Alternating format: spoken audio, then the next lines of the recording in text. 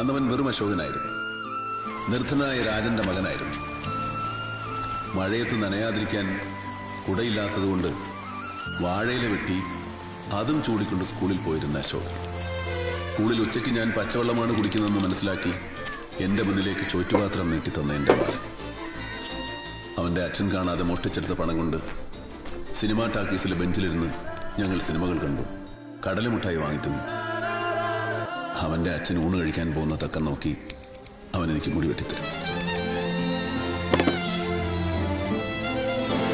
എനിക്ക് വായിക്കാൻ പുസ്തകങ്ങൾ തരും. ഒടുവിൽ സിനിമ പഠിക്കാൻ മദ്രാസിലേക്ക് പോകുമ്പോൾ കാതിലെ കടുക്കൻ വിറ്റ കാശുമായി അവൻ എൻ്റെ അടുത്തേക്ക് വന്നു. നിറകണ്ണുകളോടെ ഞാൻ ചോദിച്ചു, ഈ കടങ്ങളൊക്കെ ഞാൻ എങ്ങനെ വീട്ടു? എന്നിലൊരു നടനുണ്ടെന്ന് ആദ്യമായിട്ട് പറഞ്ഞത് അവനായിരുന്നു. ഒന്നുമില്ലാത്ത അശോകനെ എന്തെങ്കിലുമൊക്കെ ആക്കി തീർത്ത ബാലചന്ദ്രൻ, എന്റെ പ്രിയപ്പെട്ട ബാലൻ.